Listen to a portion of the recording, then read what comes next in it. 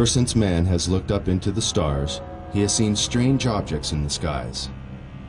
But the search for proof of extraterrestrial intelligence has produced disappointing results. The best so-called evidence has only been a few photographs and film clips. But now, all that's about to change. Since 1985, more than 15 million Americans have reportedly witnessed unidentified flying objects. But despite the seemingly overwhelming evidence, mainstream science has chosen to ignore the subject. But now, for the first time in history, one of the greatest mysteries of this century is unraveling. A former government scientist has come forward to discuss the military's classified work on extraterrestrial spacecraft.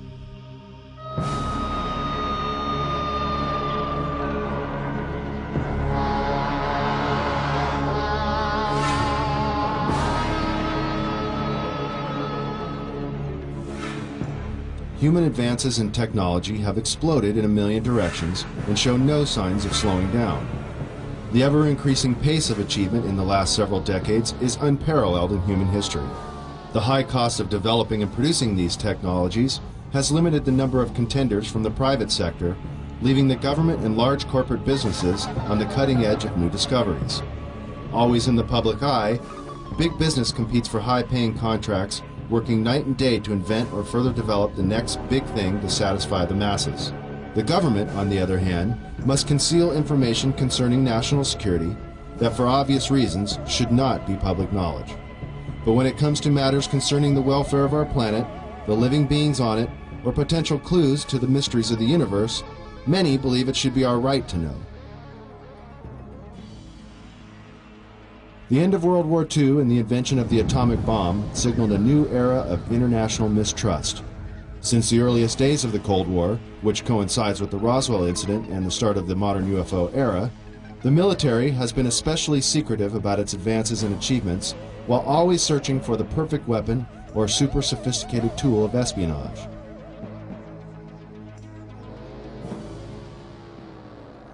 High-tech surveillance equipment around the world, and even in space, has allowed global intelligence to see and be aware of many things that the common civilian cannot even begin to imagine.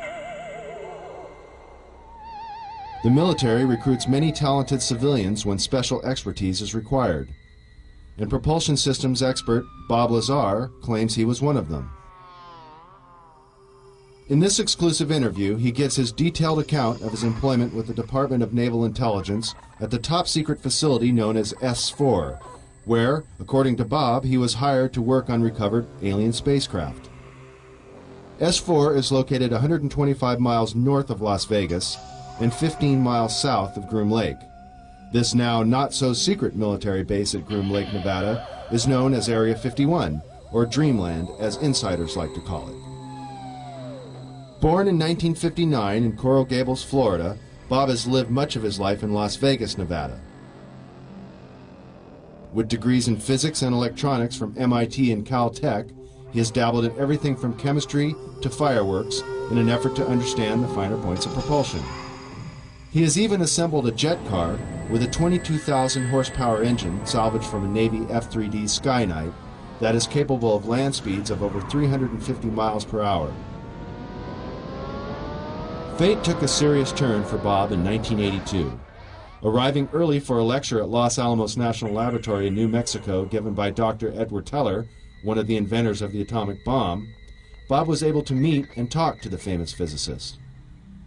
Coincidentally, Dr. Teller was reading the local paper, The Monitor, with a featured front-page article on Bob, and the two struck up a conversation. Later, Bob sent Dr. Teller his resume for consideration, and soon after, Bob was hired by the Los Alamos National Laboratory. This Los Alamos-based directory lists Bob as an employee.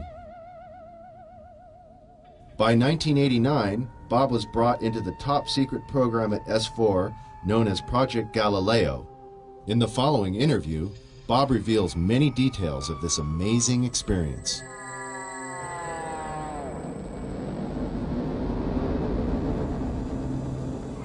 Did you witness any disk technology at Area 51? No, there was absolutely no ET craft, ET technology, anything like that at Area 51. This is why S4 was made specifically to separate it there. People at Area 51 do not have the clearance. How long were you employed at S4 And when were you hired? When was I hired at S4? I guess early '89, and I was probably there only about 6 months or so, on a very infrequent basis. How were you transported to and from work? At the time that I was working there at McCarran International Airport in Las Vegas, there was a Special Projects EG&G building.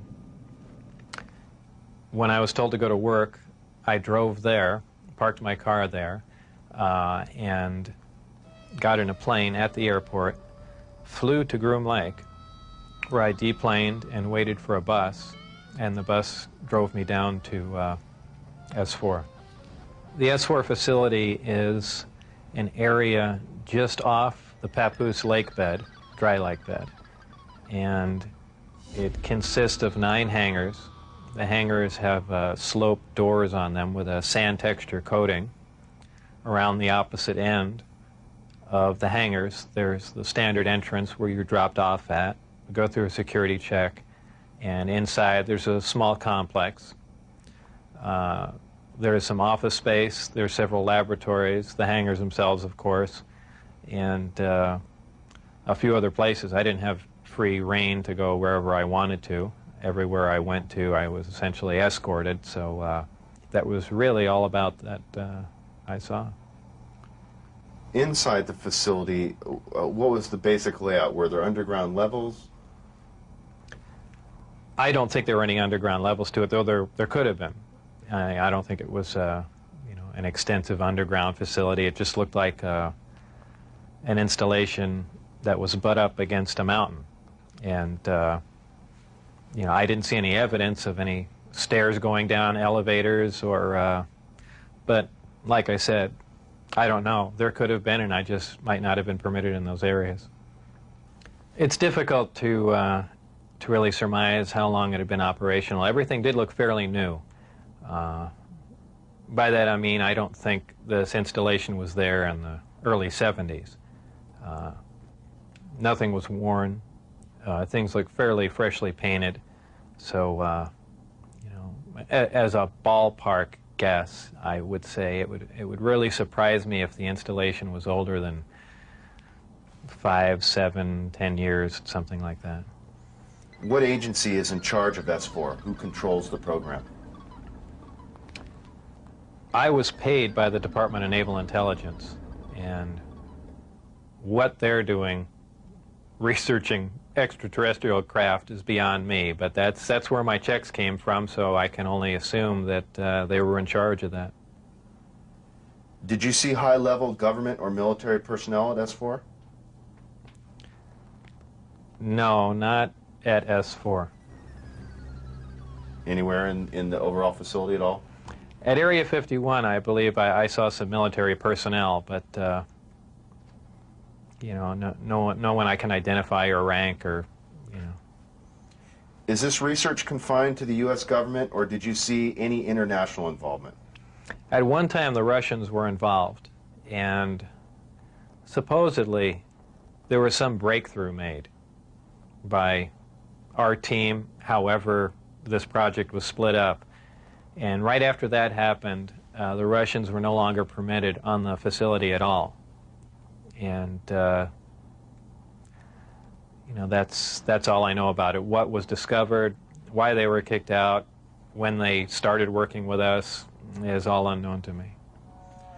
You were hired to replace a scientist killed in the project. What exactly happened there? Allegedly, obviously, I didn't see this, and I don't know it to be fact, but this is what I was told, that I was hired to replace one of a couple people that were killed while working on one of the reactors from one of the crafts. Apparently, they, for whatever reason, cut open an operating reactor, and the device exploded, killing both of them. The scientists that were killed there, allegedly the detonation from the explosion was fairly large. It would have rivaled a small tactical nuke. So it was done at the Nevada test site, and it was to be passed off as an unannounced nuclear test. Did you have any direct contact or communication with aliens? No, not at all. Tell us about the briefing files. Under what conditions did you gain access to them?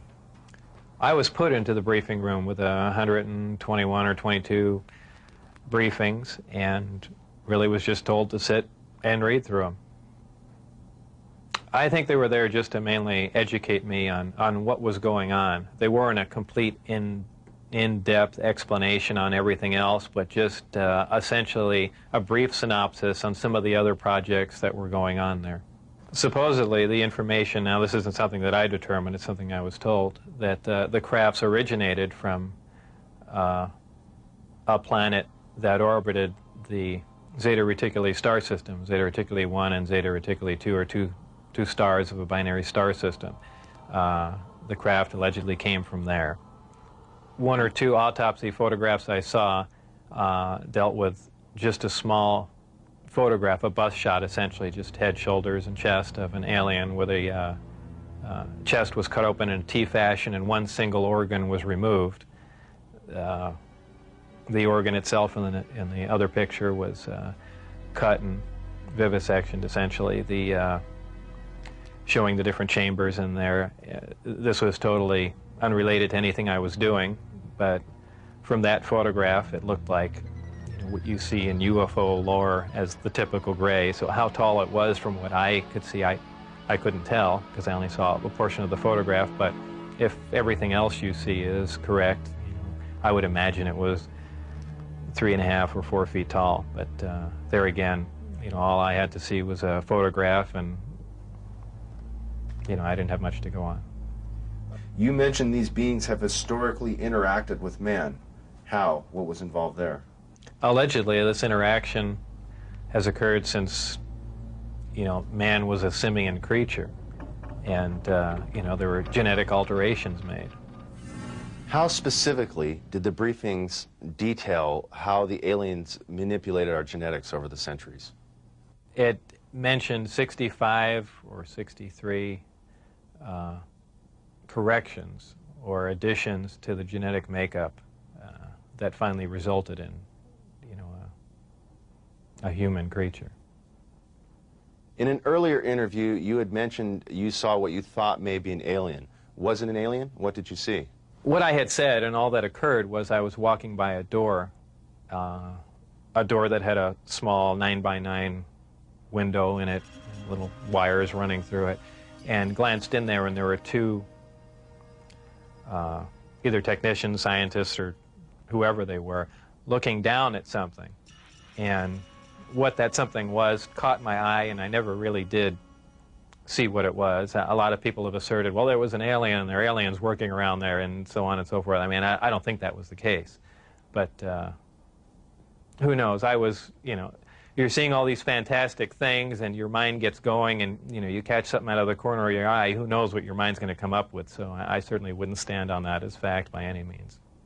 What was the incident in 1979 that brought the alien exchange program of information to a halt? Again, this is a story that was relayed to me, and allegedly what happened in '79, there was some sort of information exchange going on where there were actual live aliens at the facility, and at one particular point there was an area where some security personnel went to enter, and apparently because of not the sidearms, but the bullets in the sidearms, from what I understand, if they would have entered the area, the bullets would have detonated.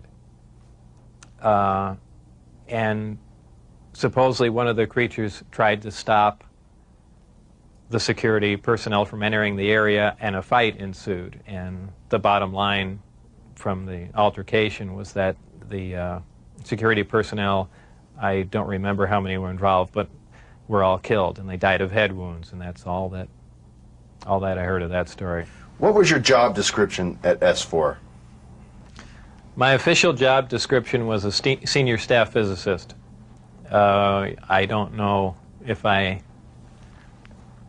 actually had that position when I was there, because I was there so infrequently. I wasn't supervising anyone, so that was the official position I was hired under. But whether or not I actually acted in that capacity, I don't know.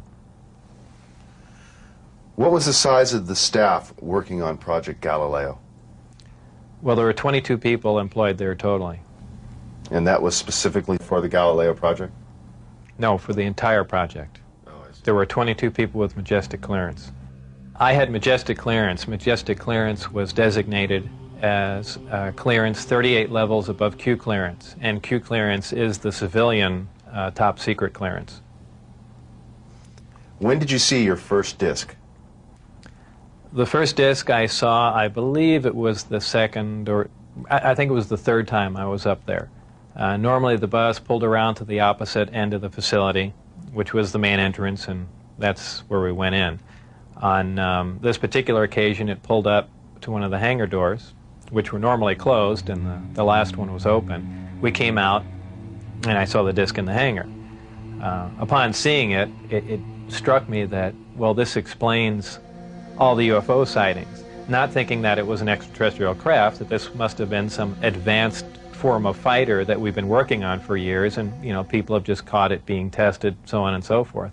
And it never even occurred to me, even though I was looking at an extraterrestrial vehicle, that, you know, this wasn't man-made. When did you realize the craft was not of earthly origin? Well,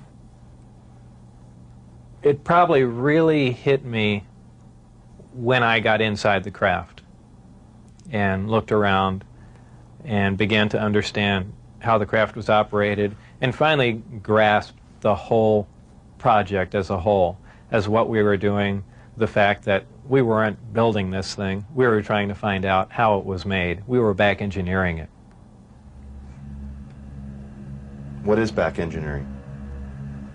Well, back engineering is taking a finished product and finding out how the device or product was produced, and essentially determining whether or not you can duplicate it. Now, scientists aside, what was your emotional response? What were you thinking were the implications to the world or man in general from these revelations? I really didn't think about implications of that sort. As far as emotionally, people have asserted that, boy, that must have been the most exciting time in your life, and that's not the way it was. When I first got to look inside the craft, all I can say, it's an ominous feeling. You walk in there and it feels as if you shouldn't be there. I know that sounds kind of corny, but it's a real ominous feeling. It's not an exciting feeling. It brings up a whole lot of questions in your mind. Well, where did this come from? And you know that they won't give you the answers to the whole story, but it's that's the only way I can describe it. How many craft are housed at S4, and are they in fact all dish-shaped? There are 9, and their shapes vary. I only got to do a close inspection on one of them. The others I just briefly saw, and they pretty much varied. I give everything nicknames there. The one I worked on was kind of sleek looking, and I gave it the name the Sport model. There was one that looked like a Jello mold. There was one that looked like a top hat. There was a disc that was turned up on its side, and it had a large projectile hole with the metal bent outwards on it. I can only surmise they were testing it to see if a projectile could penetrate it. Of course, it's just a guess on my part. But for the most part, they were pretty varied. How many times did you enter the disc, or did you only enter the Sport model? I only entered the Sport model. The other ones I wasn't allowed to loiter around, to go near, really even to look at. I just, at one point, walking through the hangar doors, all the bay doors between all the hangars were open, and I got a glimpse all the way down, of the whole corridor, but that was the only time it was ever open.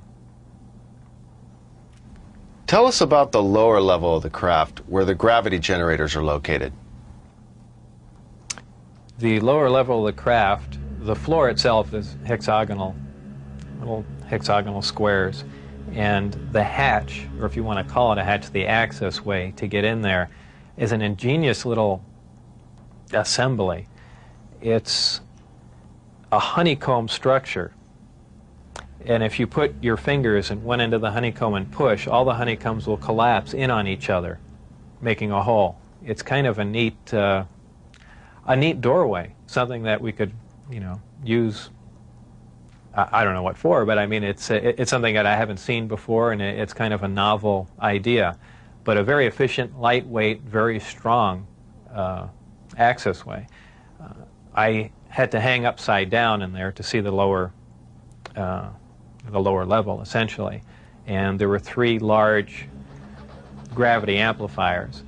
These devices looked like about a 2-foot diameter, 4-foot long piece of pipe hanging by a smaller piece of pipe from the level above, and they can be independently positioned. And that's what emits the gravitational waves that propel the craft. The second level was the only other level that I was on. It was the main level that contained the reactor where the seating was, the gravity amplifiers themselves, though we also called the devices that hung down on the lower level the gravity amplifiers, because they were really one and the same. They were probably the wave guides or horns, if you want to relate that to microwaves. And really, that's about it. That's all that was on that level. So it's assumed this was not made for a human pilot. It would be extremely inconvenient for a human pilot. Humans really can't even function in there because of the ceiling clearance. The seats were so tiny. It was obviously made for a creature much smaller than a human. How does the craft achieve lift? It produces a gravity wave, which is similar to the gravity wave that the Earth produces. However, the craft phase shifts the wave. In other words, it turns the wave not really in an opposite polarity, but something to that effect, where it will work against the natural gravity wave of the Earth, and it produces a lift in that effect. Is there any internal protection for the crew? Does the craft generate a gravitational field inside the craft itself? Well, the craft generates its own gravitational field. Being inside that field essentially doesn't shield you, but essentially you're in, and this is a terrible way to say it, almost in a different realm, because you're now influenced only by that gravitational field. For instance, people wonder how a craft like this can make a turn at such high speed, a 90-degree turn, when they would imagine people slamming up against the wall or something to that effect. Well, that really wouldn't happen. Inertia would have no effect. You're in a distortion, and don't forget that gravity distorts time and space, so really nothing is going to influence you while you're in there. Describe the gravity amplifiers for us and some of their different operating configurations. There are 3 amplifiers. The craft can operate on a single one, can lift off the ground. The way in which it's propelled are 2 different ways. There's what they call Omicron configuration, where the craft is using one generator, or Delta configuration, where it's utilizing all 3. Delta configuration would be for space travel. Essentially, the craft will tilt up on its side, as opposed to a science fiction movie where you see a flying saucer moving around. The craft will tilt up on its side, focus the 3 gravity generators to a single point, and move through space that way. Moving around the source of gravity is a problem to a disk because it's interference, essentially. So what they do is they work with that interference to their benefit. They'll use one gravity generator to lift the craft off the ground. And as opposed to what we're used to, for instance, a plane, once it's in the air, we envision thrust or some force coming out the back of it to push it forward. The crafts work completely opposite of that. What they do is once they're hovering in the air, they'll swing the gravity, 2 remaining gravity generators up in front of them and create a distortion, essentially a downhill, and the craft rolls downhill for infinity. It's always chasing a little distortion. That's why they look goofy when they fly around at low speed, because they're essentially, and any time you run over, the gravity field around the Earth is not completely constant and stable, depending on the minerals and density of the Earth underneath it. The gravity will vary somewhat, and you will get odd movements of the craft. So its low-speed mode is kind of unstable for the most part. I only witnessed one test flight up close, officially. That I was just inside the hangar. The test was going off probably, just as the sun was going down. And it was a low performance test. I believe there were some pilots or test pilots in the craft. The craft must have been retrofitted to fit them, because the seating arrangements were really not accommodating.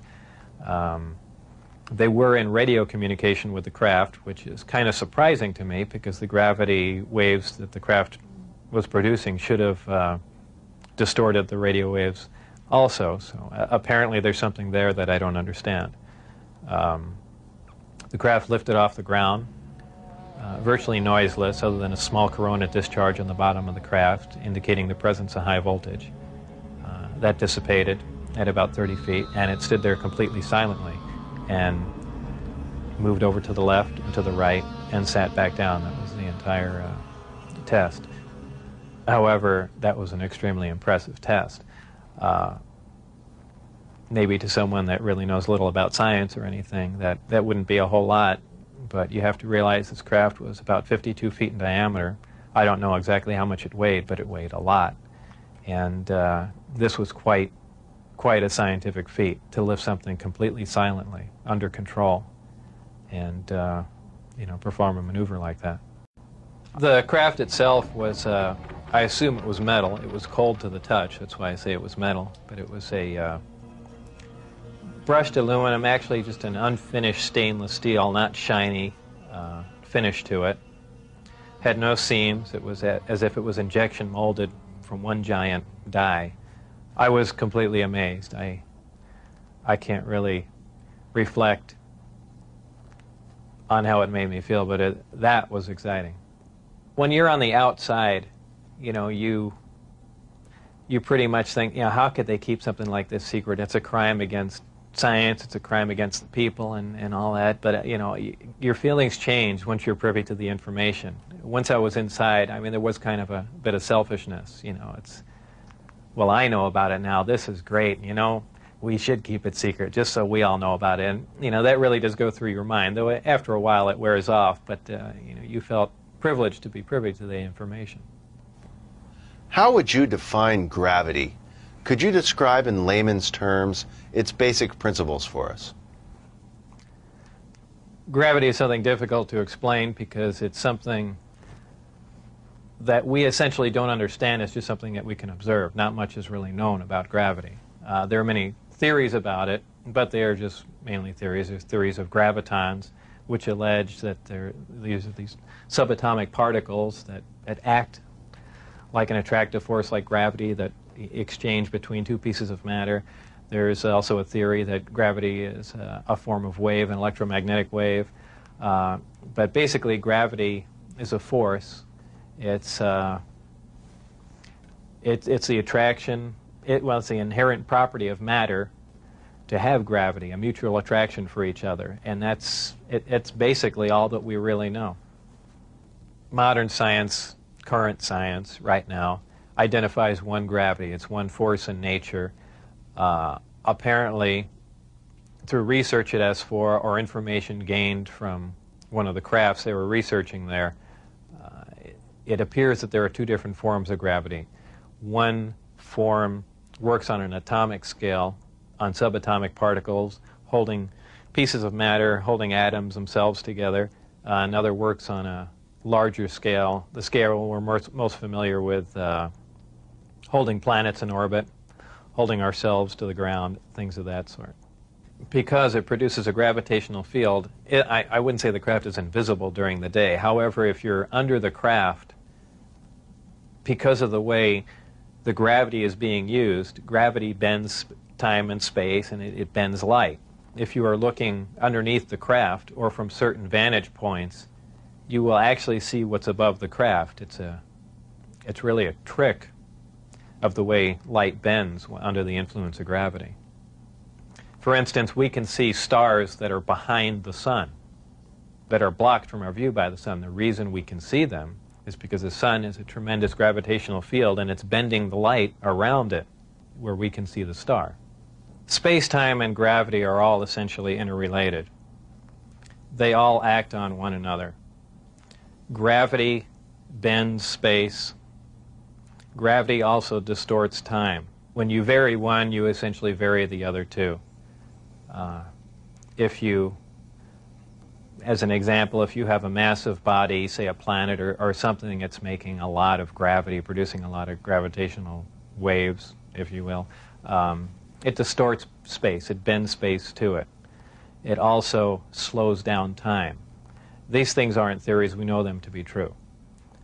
We cannot artificially create this because we can't create gravity. But this is how they're all interrelated. How are vast distances of space traveled by amplifying a gravitational field? Well, because space-time and gravity are all interrelated, if you could produce gravity artificially, an extremely intense field of gravity, what you could do is actually distort the distance between two objects and make it shorter. Not just distorting the distance, but now you're also decreasing the time, the actual time between the two places. So you're not traveling in a linear mode like flying a spacecraft from point A to point B. You've actually modified the time and the space that you travel in. So you're now traversing a huge amount of distance with little time, and actually with traveling little distance. As crazy as it seems, that's what's going on. What are some of the inherent problems with traveling at the speed of light? There are several problems traveling at the speed of light. Just a couple of them are the fact that as your speed increases, so does your mass proportionally. In other words, the more energy you put in to go faster begins to slow you down by the fact that it's converted into mass.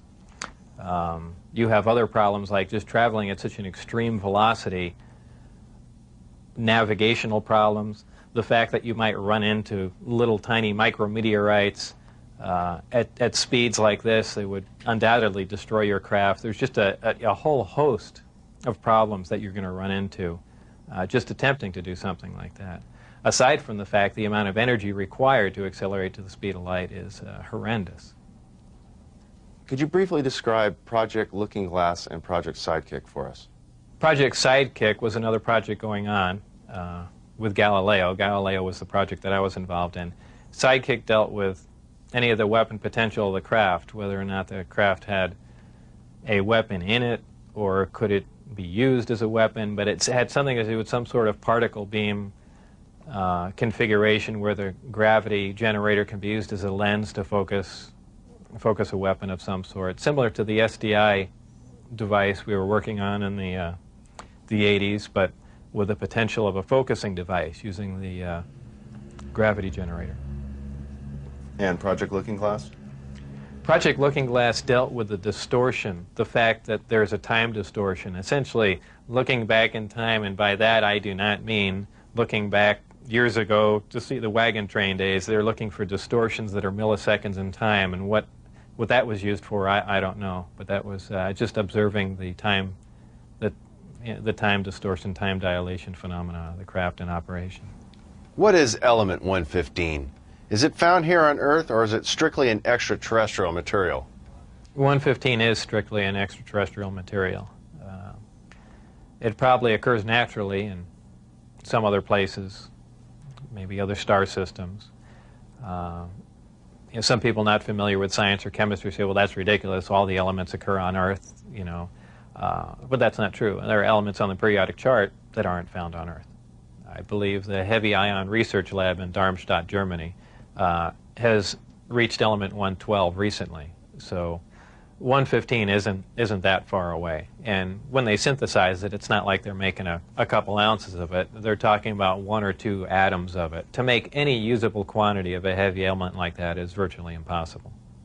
Element 115 is in the top of the reactor. And the base of the reactor apparently is a small, something similar to a cyclotron. It's a particle accelerator.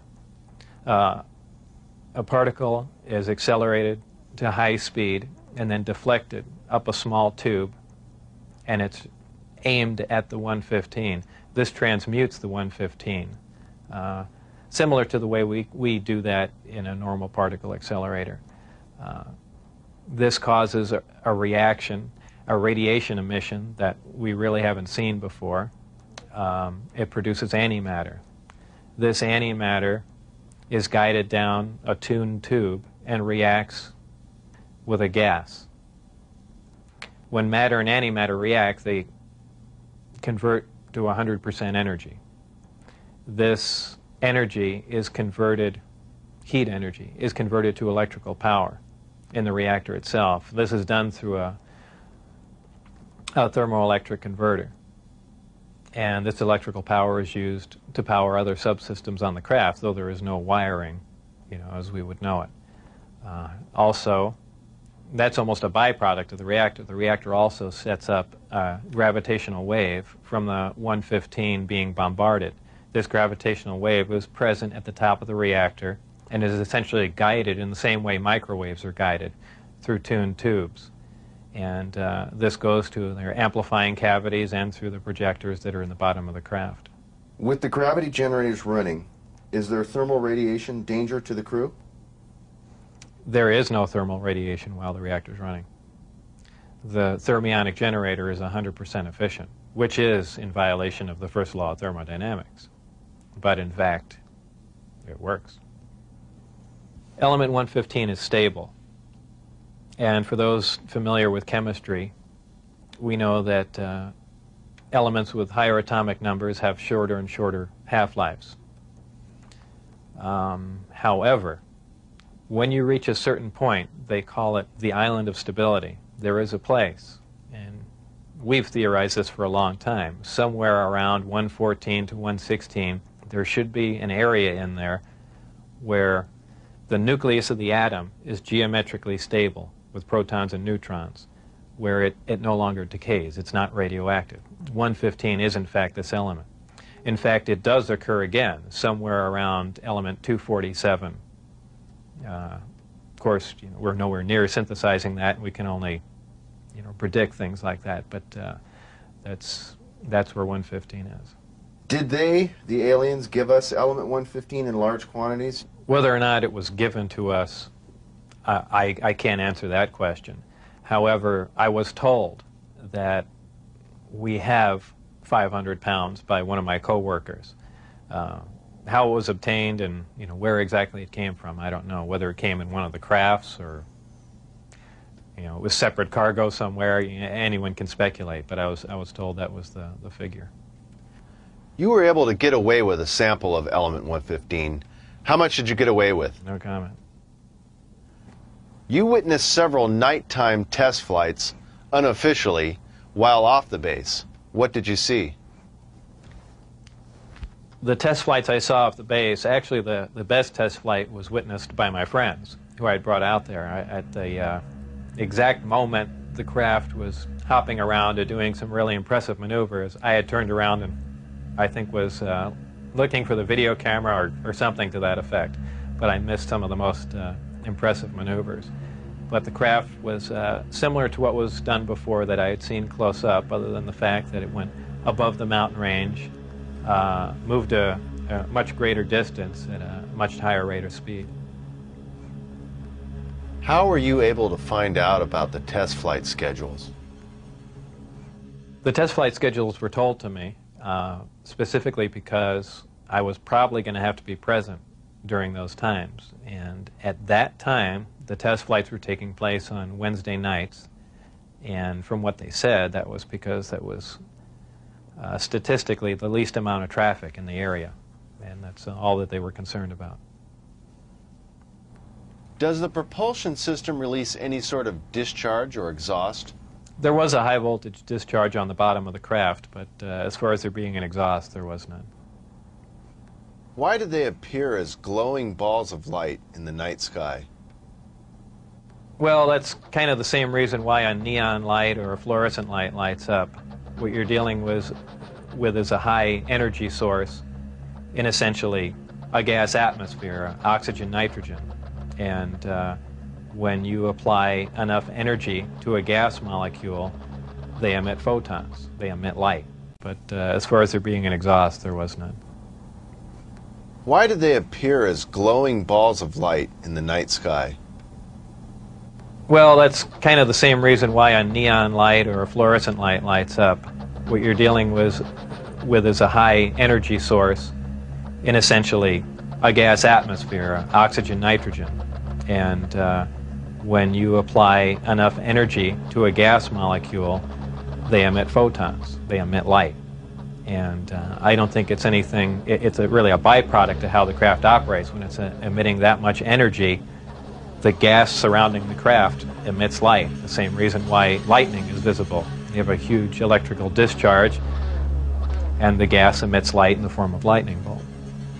If you were going to see one of these crafts at night operating, it would appear really as a glowing ball or just a bright light in the sky from a distance. Even close up, you'd see a glowing halo around it. This is typically what you'd see in your normal UFO sighting, if you've heard them a lot. However, keep in mind that lights in the sky are caused by much more common things than flying saucers. Tell us a little more about the aurora you witnessed taking off out of Area 51. When I was leaving the Area 51 facility heading down to S4, there was a tremendous roar, and I have described it as the sound like the sky was tearing. And I couldn't see out the windows of the bus. All I could see out was the very front. And as we came by, I asked Dennis, who was my supervisor and on the bus at that time, he said what that was. He said it was an Aurora, a high-altitude research plane. And it was a large craft, and the one glimpse I got of it was from the rear, and it had two huge square exhausts with vanes in them. And it was just, it sounded more like a rocket than a jet. I don't know. I even think he did mention that it was liquid methane powered, but there again, working on the disk technology, I really could care less what was rolling around at Area 51, but it did catch my eye. As a result of going public, have there been any attempts made on your life? One day when I was getting on Interstate 15, driving down Charleston Boulevard, a car came up alongside of me, and I thought he was just trying to race me to get on the freeway. This was after I had left the project. It was a white, boxy-looking car. Exactly what make and model, I don't know. But I accelerated to get on the freeway to go fast, and there was a gunshot, and the back of the car was hit, and I skidded off into the median. And I stopped, and I was frightened, and I just stood there because I thought the guy was going to be alongside of me and just shoot me. I had nothing to do. I was essentially paralyzed with fear, and I waited there, and then nothing else happened. And do I know it was a government agent trying to kill me? No. Could it have been a drive-by shooting? Maybe. So it was an attempt on my life, but by who specifically, I don't know. Though I was threatened before I had left, that they threatened my wife's life and my life, so I can only put two and two together and say that they were kind of pissed at me. In an earlier interview, you had mentioned that they had put a gun to your head. Tell us about that.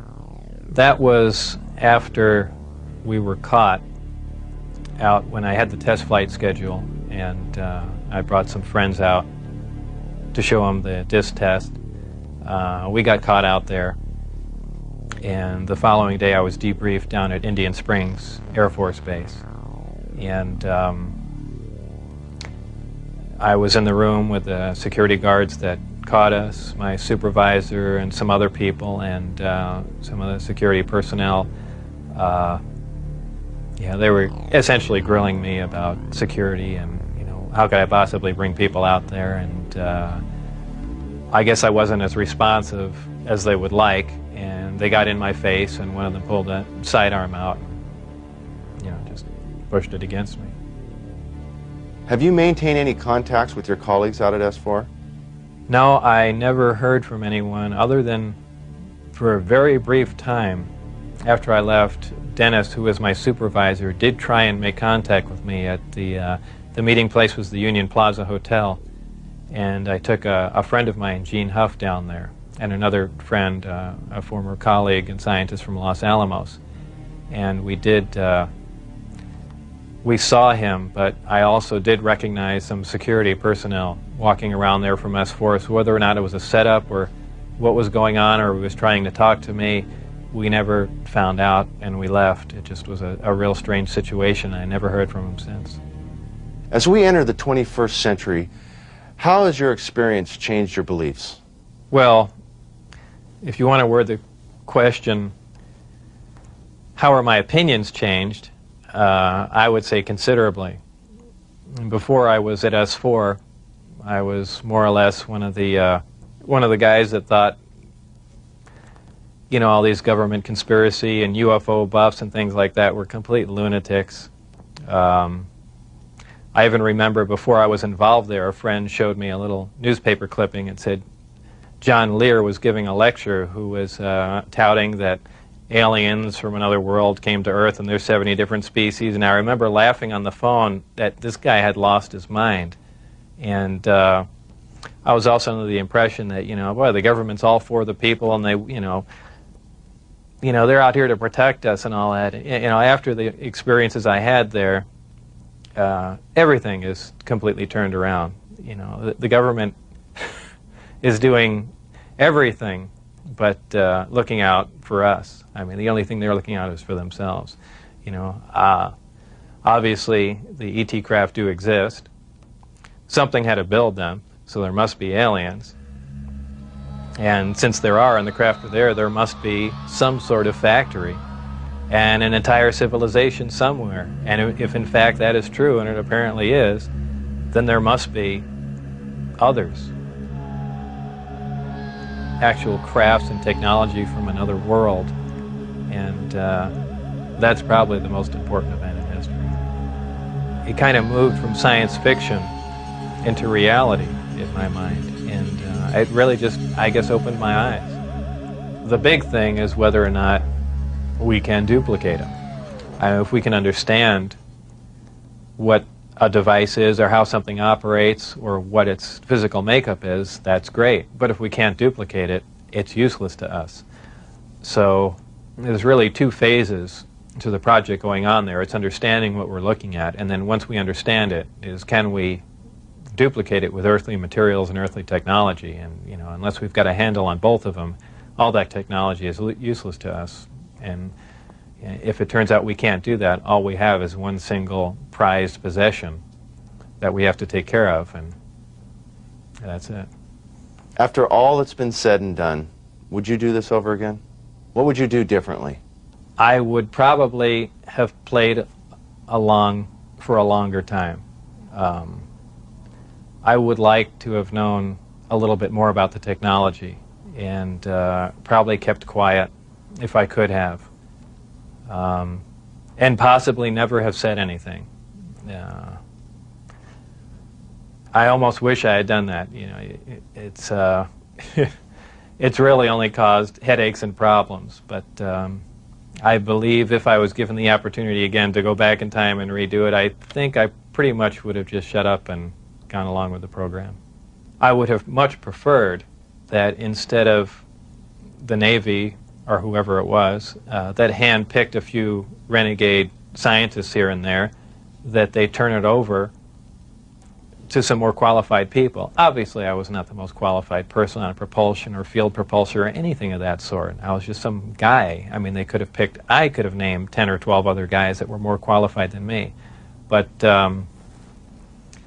you know, if they turned it over to the scientific community and not just a couple guys here in the United States, I mean, you need a large group of people in a large lab to research what's going on there, not a little quiet installation. It's the security itself that prevents them from getting anywhere. I mean, they never do work hand in hand. You can't have a military mind. Science itself must communicate. You have to have a free exchange of ideas. That's how things progress. And when you clamp down on a security system like that, where you work in isolated groups and ideas cannot be exchanged, you don't get anywhere, and that's the problem they have. What does the future hold for Bob Lazar? Well, I'm not really involved in any of that stuff anymore. That's kind of put behind me. I have my own businesses that I work at, some computer graphics, some consultation, other technical jobs, radiation detectors, and a few other things like that. So really, I just go about my life, and that's, you know, something that happened that was fantastic, and it's over, but it's kind of hard to shake it loose. But eventually I will, and that'll be that. I think all the surveillance and everything stopped. I don't think anyone's bothering to monitor me. I've said everything that I know. It's been all over the place, so it's kind of a done deal. As far as whether or not there are any craft out there, I believe, you know, they were out and gone in probably the late '89, early '90, and the only thing people see now out there are, you know, either flares or planes coming into land, but that's about it. Did you have an interest in flying saucers or science fiction in general as a child? I was never interested in flying saucers as a child. Science fiction, you know, I watched Star Trek, I guess, with everyone else back then, but for the most part, you know, I didn't even believe in flying saucers up until I was employed at S4.